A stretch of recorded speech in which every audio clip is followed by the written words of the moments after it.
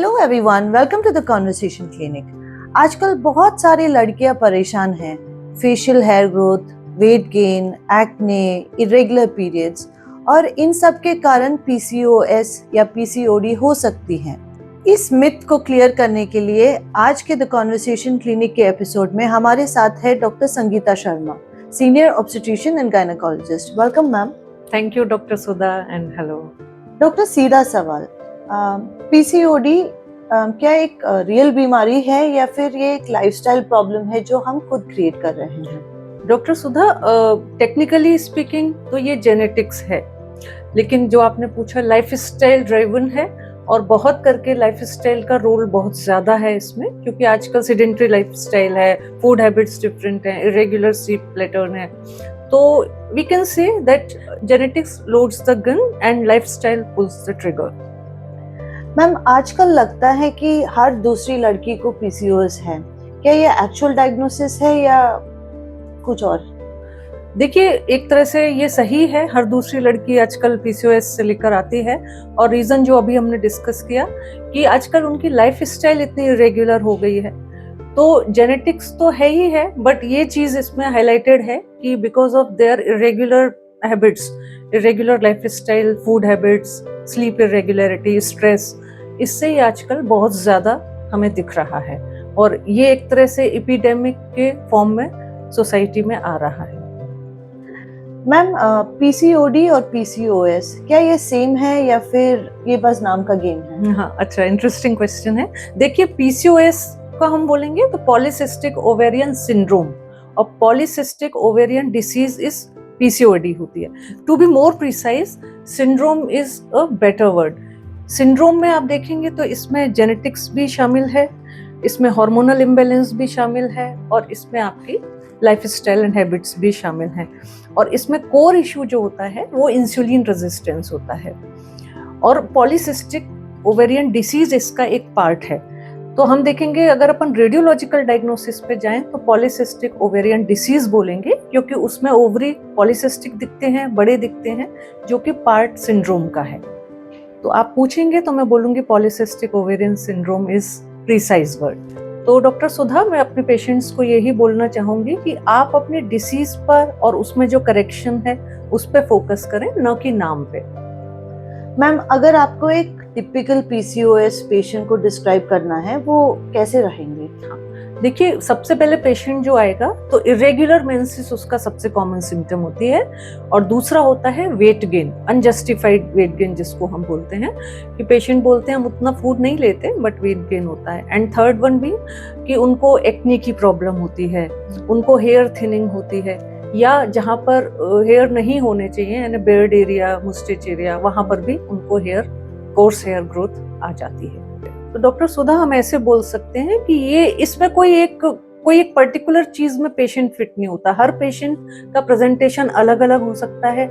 ये हमारी रिस्पॉन्सिबिलिटी है कि हम उसे डायग्नोज करके दें कि उसकी प्रॉब्लम क्या है। समटाइम्स रेगुलर मेंसेस भी होते हैं, उनको सिर्फ कंसेप्शन की प्रॉब्लम है, या फिर उनको एक्ने की प्रॉब्लम है, हेयर थिनिंग प्रॉब्लम है, तो वो भी पीसीओएस हो सकता है। अलग अलग पेशेंट्स, अलग अलग सिम्टम्स। मैम, सबको लगता है कि पीसीओएस मतलब वेट गेन। क्या पतले दुबले पेशेंट्स को भी पीसीओडी या पीसीओएस हो सकती है? जी डॉक्टर सुधा, बिल्कुल हो सकती है। एक नॉर्मल वेट या पतली लड़की है, वो भी पॉलीसिस्टिक ओवेरियन का पेशेंट हो सकते हैं, और मोरोवर उनको ट्रीट करना ज्यादा मुश्किल है बजाय कि जिनका वेट ज्यादा है। तो बिल्कुल डेफिनेटली लीन पॉलीसिस्टिक ओवरी या फिर पतला पेशेंट भी पॉलीसिस्टिक का शिकार बन सकते हैं। आपने अभी बताया कि जो पतले दुबले हैं उनके जो पीसीओएस है उसको ट्रीट करना ज्यादा डिफिकल्ट है, ऐसा क्यों मैम? ये बहुत अच्छा क्वेश्चन है आपका। देखिए, जो हेल्दी पेशेंट है, ओवरवेट है, उसमें रीजन क्या है कि वो उसका इंसुलिन, मेनली इंसुलिन रेजिस्टेंस उसमें रीजन होता है, और जब हम उसका वेट कम कराते हैं तो जो हार्मोनल इम्बैलेंस है वो अपने आप ही ट्रीट होता है, बिकॉज दैट हार्मोनल जो इम्बैलेंस हो रहा है उनको, वो उनके ओवरवेट से हो रहा होता है। तो जहां वो वेट रिडक्शन करेंगे तो नॉर्मलाइज होता है। इंसुलिन रेजिस्टेंस ट्रीट करने का रूट तरीका ही होता है वेट कंट्रोल। और अगर हमारा पेशेंट लीन है, पतला दुबला है, तो उसमें रीजन बहुत स्ट्रॉन्ग जेनेटिक्स होती है। नॉर्मल वेट पेशेंट में, तो वहाँ ट्रीट करना बहुत मुश्किल होता है उनको, एक तरह से उनका इनफर्टिलिटी ट्रीट करना भी मुश्किल होता है। जो बढ़ते नंबर है पीसीओएस के, क्या आपको लगता है कि लाइफस्टाइल के वजह से हम लोग और ज्यादा पीसीओएस पैदा कर रहे हैं? हाँ, डॉक्टर सुधा बिल्कुल सही है। आजकल जो गर्ल्स हैं, लेडीज हैं, ये बहुत पीसीओएस मतलब हर जबान पे है। आप नॉर्मल बात करेंगे, सबको पता होता है पीसीओडी या पीसीओएस क्या है, क्योंकि लाइफस्टाइल आजकल ऐसी है। जो आपने कहा क्या हम पैदा कर रहे हैं पीसीओएस, तो बिल्कुल हम खुद से ही पॉलीसिस्टिक के शिकार बन रहे हैं अपनी लाइफस्टाइल को लेकर। कोई रेगुलरिटी नहीं, late night outing, food, fast food, तो ये सब देखिए कारण है। जेनेटिक्स पीछे है आजकल और लाइफस्टाइल आगे है। मैम, जिनको पीसीओएस है क्या उनको शुगर कंप्लीटली बंद करना होता है? देखिए डॉक्टर सुधा, कंप्लीटली बंद वर्ड थोड़ा ठीक नहीं है, क्योंकि वो डायबिटिक तो नहीं है। हाँ, लेकिन ये सही है, हर चीज का मॉडरेशन होना चाहिए। जो हम डिस्कस कर रहे हैं कि रूट कॉज इसमें जो उनका कारण है वो शुगर स्पाइक्स बॉडी के अंदर में जब होते हैं तो वो पूरा डैमेज करते हैं। मतलब कि मॉडरेशन में ले सकते हैं शुगर, पर मॉडरेशन में लेना है उनको, और फाइन शुगर, फाइन कार्ब्स ये नहीं लेना है। मैम, जिनको पीसीओएस है, अगर वो सिर्फ पिज्जा, पास्ता, नूडल्स या फास्ट फूड ही खाते रहें तो शरीर में होता क्या है एक्चुअली? देखिए डॉक्टर सुधा, ये जो फूड आपने बोले ना, इनके अंदर में रिफाइंड कार्ब्स रहते हैं, और जब वो इंसान ने खाया, कोई भी लड़की, गर्ल, महिला है, उन्होंने लिया उसको, तो सीधे वो ब्लड में एब्जॉर्ब होता है ग्लूकोज के फॉर्म में, और शुगर का स्पाइक आता है। और शुगर को डाउन करने के लिए बॉडी के अंदर में मैकेनिज्म रहती है, तो इंसुलिन रिलीज होएगा, और इंसुलिन की जब हाई एक्सेस इंसुलिन रहती है तो वो ओवरी से एंड्रोजन सीक्रेट करती है। एंड्रोजन मींस मेल हार्मोन, तो वो गर्ल के अंदर में मेल हार्मोन्स एक्सेस में आते हैं। उसके कंसिक्वेंसेस क्या होंगे? Irregular periods, facial hair growth and baldness and other symptoms of जो पीसीओएस हैं वो आते हैं। तो यहाँ ये चीजें बिल्कुल हानिकारक है उनके लिए। Ma'am, there are so many diets that are available, keto हो, इंटरमिटेंट फास्टिंग हो। For an Indian patient with PCOS, उनके लिए क्या सही डाइट होगा? देखिए, ये जो आपने वर्ड बोले कीटो डाइट, इंटरमिटेंट फास्टिंग, ये बहुत टेक्निकल है, और प्रैक्टिकल में हम देखें अपने पेशेंट्स के लिए, अपने गर्ल्स के लिए, तो उनको हमें सिंपली ये बोलना है कि आपको प्रोटीन्स ज्यादा रखने हैं डाइट के अंदर में, एंड मॉर्निंग जो ब्रेकफास्ट बोलते हैं उसमें प्रोटीन हाई होना चाहिए, नेवर विथ शुगर्स। जो ब्रेकफास्ट है प्रोटीन से स्टार्ट करें, और ऐसा होना चाहिए कि वो उसको लंबे समय तक उसको फॉलो कर सके उस डाइट को। दैट मीन्स कि प्रोटीन ज्यादा, कार्बोहाइड्रेट्स कम, दैट टू रिफाइंड कार्बोहाइड्रेट्स ना हो, कॉम्प्लेक्स कार्बोहाइड्रेट्स, और मॉडरेशन में, and frequent meals, no crash dieting, nothing. Doctor, PCOS के लिए जो बेस्ट एक्सरसाइज है वो वॉकिंग, जिम या योगा? देखिए, मैं बोलूंगी कंबाइंड, लेकिन अगर स्पेसिफिक हम बात करें तो स्ट्रेंथ ट्रेनिंग सबसे ज्यादा हेल्पफुल होती है, क्योंकि डायरेक्ट मसल्स का जो ग्लूकोज अपटेक होता है, जब हम स्ट्रेंथ ट्रेनिंग करते हैं तो मसल्स एक्टिवेट होते हैं एंड ग्लूकोज की एंट्री होती है, ग्लूकोज पीक्स नहीं रहते। दूसरा आपने पूछा था, योग पूछा था, तो योग से देखिए अकेला योग करना हेल्पफुल नहीं है, बट वो एडेड है। योगा बिल्कुल करें, उससे बैलेंसिंग होती है। और तीसरा, वॉकिंग बहुत अच्छा है। तो अगर हम प्रिसाइज बात करें तो स्ट्रेंथ ट्रेनिंग एंड वॉकिंग ये बहुत अच्छे हैं। और कितना करना चाहिए? Per day 30 to 40 minutes per day and 5 days a week is enough. Doctor, these days with the work pressure that people are having, बहुत हेक्टिक स्केड्यूल्स है, इवन लड़कियों को जो स्कूल जाते हैं बहुत डिफिकल्ट स्केड्यूल रहता है। इसके बीच में एक्सरसाइज कर पाना या फिर डाइट को मेंटेन कर पाना मुश्किल रहता है बहुत सारे लोगों को। कि तो इनमें क्या सिर्फ टैबलेट लेने से पीसीओएस कंट्रोल में रख सकते हैं? बहुत अच्छा क्वेश्चन है डॉक्टर सुधा। देखिए, अकेला मेडिसिन हेल्प नहीं करेगा। जैसे इरेगुलर पीरियड्स हैं तो वो रेगुलर जरूर कर देगा पीरियड्स को, या थोड़ा बॉडी मास इंडेक्स भी कम कर देगा, पर उसका रूट कॉज तो नहीं ट्रीट होएगा। तो अगर हमको रूट से ट्रीट करना है, या कंट्रोल, ट्रीट तो नहीं बोल सकती हूँ इसको, बट रूट से कंट्रोल करना है, तो एक्सरसाइज तो बिल्कुल करनी पड़ेगी, डाइट रेगुलेशन करना पड़ेगा, एंड मेडिसिन उसमें बस हेल्प करते हैं उनके सिम्टम्स को दूर करने में। तो उनको कोशिश तो करना पड़ेगा, बाकी सब भी फॉलो बिल्कुल करें। बिल्कुल मेहनत करनी पड़ेगी। Doctor, there is a general fear कि पीसीओएस डायग्नोसिस हुआ तो फिर तुरंत गायनेकोलॉजिस्ट उनको बर्थ कंट्रोल पिल्स देते हैं, और हो सकता है कि इसकी वजह से उनको बाद में कंसीविंग में भी दिक्कत हो सकती है। क्या बर्थ कंट्रोल पिल्स लेना सेफ है? ये बहुत सेंसिटिव क्वेश्चन है, आपने अच्छा पुटअप किया ये क्वेश्चन।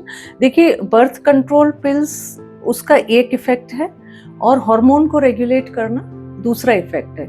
तो डेफिनेटली हमको देना पड़ता है पेशेंट को, किस चीज़ के लिए, साइकिल रेगुलेट करने के लिए। पर ये डॉक्टर को उन्हें बताना चाहिए कि वो मेडिसिन उनके किस काम की है, कॉन्ट्रासेप्शन के लिए नहीं है। हाँ, आगे जाके उनको फर्टिलिटी पर इसमें कोई असर नहीं आएगा, पर हाँ प्रिस्क्राइब तो करना पड़ता है, पर हमको लड़कियों को बता देना पड़ता है कि उनको क्यों दिया जा रहा है। डॉक्टर, क्या पीसीओएस परमानेंटली क्योर हो सकता है? देखिए, परमानेंट क्योर तो वर्ड कमिट करना किसी के लिए गलत होगा, क्योंकि ये एक लाइफस्टाइल डिसीज के साथ साथ जेनेटिक्स भी इन्वॉल्व है। तो जहाँ जेनेटिक्स इन्वॉल्व है वहाँ हम परमानेंट क्योर वर्ड नहीं बोल सकते हैं, लेकिन कंट्रोल कर सकते हैं। कैसे? With lifestyle regulations, with medications और डाइट से। तो देखिए, मेडिकेशन से हम लोग उनका साइकिल रेगुलेट कर सकते हैं, जैसे एक्ने है या अदर सिम्टम्स हैं वो रेगुलेट कर सकते हैं। फर्टिलिटी भी इम्प्रूव हो जाएगी, बट डिसीज को कंट्रोल कर सकते हैं, क्योर तो नहीं कर सकते। डॉक्टर, अगर पीसीओएस के जो सिम्टम्स हैं उसको इग्नोर किया जाए और कुछ ट्रीटमेंट ना लिया जाए तो लॉन्ग टर्म में क्या कॉम्प्लिकेशंस हो सकते हैं? देखिए, लॉन्ग टर्म में अगर पीसीओएस को हमने आज ट्रीट नहीं किया, चलता है टाइप का जो एटीट्यूड रहता है, तो लॉन्ग टर्म में इसमें पेशेंट एक की जो गर्ल है वो परमानेंट डायबिटिक में कन्वर्ट हो सकती हैं, और उनको hypertension, other metabolic issues, weight issues हो सकते हैं, इनफर्टिलिटी परमानेंट हो सकती है, और ड्रेडेड जो सीक्वेंसेस होते हैं, कंसिक्वेंसेस, कि उनको कैंसर भी हो सकता है। Uterine cancer is very common in polycystic patients after 45। Ma'am, India में डायबिटीज ऑलरेडी इतना कॉमन है, और अभी आपने बताया कि पीसीओएस पेशेंट्स में डायबिटीज परमानेंट हो सकती है। कितना ज्यादा रिस्क बढ़ जाती है? देखिए, डायबिटीज की बात करते हैं तो डायबिटीज का कारण क्या है? डायबिटीज का कारण है इंसुलिन रेजिस्टेंस। और अभी हमने बात करी जो पॉलीसिस्टिक लड़कियां होती हैं, से सफर कर रही होती हैं, उनमें इंसुलिन रेजिस्टेंस एक रूट कारण है। तो जब कंटिन्यू इंसुलिन रेजिस्टेंस रहेगा, चलता रहेगा सालों साल, तो वो लोग टाइप 2 डायबिटीज, मतलब कि इंसुलिन डिपेंडेंट डायबिटीज में कन्वर्ट हो जाते हैं। और जैसा भी आपने कहा, एपिडेमिक है हमारे देश में, तो ये एपिडेमिक में ये और ऐड करती हैं ये लड़कियां जब महिलाएं बन जाती हैं आफ्टर 45।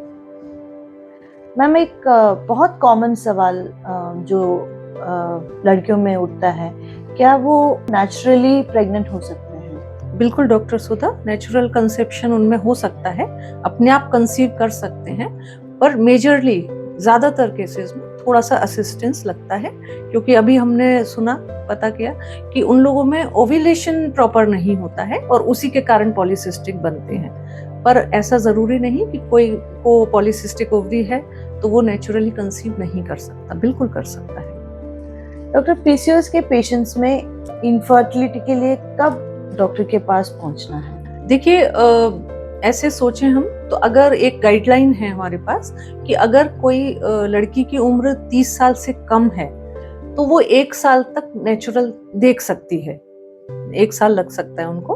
और अगर उनकी एज 30 के ऊपर है तो उन्हें 1 साल नहीं वेट करना चाहिए, ज्यादा से ज्यादा 6 महीना, और उसके बाद कंसल्ट करना चाहिए कहाँ प्रॉब्लम, कुछ थोड़ा असिस्टेंस लग सकता है, और वो कंसीव कर जाते हैं। डॉक्टर, एक चीज जो लोग ओपनली डिस्कस नहीं करते हैं, पीसीओएस का मेंटल हेल्थ पे क्या असर रहता है? देखिए, बहुत सेंसिटिव क्वेश्चन पूछा है आपने डॉक्टर सुधा, और एक being a female we can understand कि डॉक्टर, पीसीओएस का मेंटल हेल्थ पे क्या असर है? बहुत सेंसिटिव क्वेश्चन है डॉक्टर सुधा। मेंटल हेल्थ पे इसका बहुत ज्यादा असर होता है, क्योंकि बॉडी इमेज को लेके हर गर्ल जो होती है वो बहुत सेंसिटिव होती है। तो अगर ओवरवेट हैं, फेस पे एक्नी स्कार हैं, हेयर थिनिंग है, तो बिकॉज ऑफ बॉडी इमेज या लो सेल्फ एस्टीम जिसको हम बोलते हैं, तो वो बहुत इरिटेटेड भी रह सकती हैं और मूड स्विंग्स जिसमें बहुत इम्पोर्टेंट उनको होता है। जब स्ट्रेस बढ़ता है तो ये फिर से हार्मोन्स को डिस्टर्ब करता है, और जो स्ट्रेस हार्मोन रिलीज होते हैं वो फिर ओवेरियन हार्मोन को डिस्टर्ब करते हैं। तो देखिए एक साइकिल जैसा चालू रहता है, ये एक विशियस सर्कल जिसको हम बोलते हैं। तो ये डैमेजिंग इफेक्ट है, डेफिनेटली मेंटल हेल्थ पर डैमेजिंग है। डॉक्टर, अगर किसी के घर में पीसीओएस डायग्नोसिस होती है तो फैमिली को कैसे सपोर्ट करना चाहिए ऐसे लड़की को? देखिए इसमें फैमिली का रोल बहुत ज़्यादा है। फैमिली को बहुत सपोर्टिव रहना चाहिए। ये नहीं कि बोलें कि आप लेजी हैं, आप एक्सरसाइज नहीं करते हो, आप खाते ज़्यादा हो, ऐसा नहीं। उनके साथ इन्वॉल्व होना पड़ेगा। एक्सरसाइज में बच्ची के संग आपको इन्वॉल्व होना पड़ेगा, मतलब कि एक पूरा family system positive atmosphere create करना पड़ेगा, तब वो लोग उस चीज़ के लिए एनकरेज होते हैं। मतलब एनकरेजमेंट का काम फैमिली का है। तो family definitely plays a major role in treatment of polycystic ovaries. Doctor, PCOS के रेड फ्लैग सिम्टम्स क्या क्या हैं? देखिए doctor Sudha, red flag means आपका मतलब है कि डेंजरस सिग्नल्स क्या हैं। तो परसिस्टेंटली अगर उनको 3 महीने से ज़्यादा पीरियड नहीं आ रहा है, और दूसरा उनको जो एक्नी है वो ट्रीटमेंट लेने के बावजूद भी नहीं जा रहे हैं, और बहुत जो मेल पैटर्न के उनका फेशियल हेयर डिस्ट्रीब्यूशन है, जैसे कि मूंछें आ जाना या दाढ़ी वाले एरिया में हैवी हेयर होना, तो ये इंडिकेट करता है कि प्रॉब्लम हैवी है और उनको तुरंत डॉक्टर को कंसल्ट करना चाहिए। और टाइमली कंसल्ट नहीं किया गया तो ये परमानेंट प्रॉब्लम, डेंजरस प्रॉब्लम्स में आगे तब्दील हो सकते हैं, जो कि परमानेंट होते हैं, फिर उसका कोई इलाज नहीं रहता।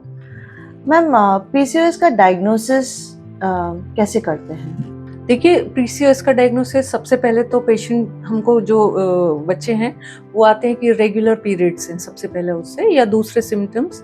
फिर डॉक्टर का डायग्नोसिस बनती है। सोनोग्राफी बहुत हेल्पफुल होता है, सोनोग्राफी में पॉलीसिस्टिक दिखना, और बायोकेमिकल मतलब हार्मोनल एनालिसिस बहुत इंपॉर्टेंट होता है।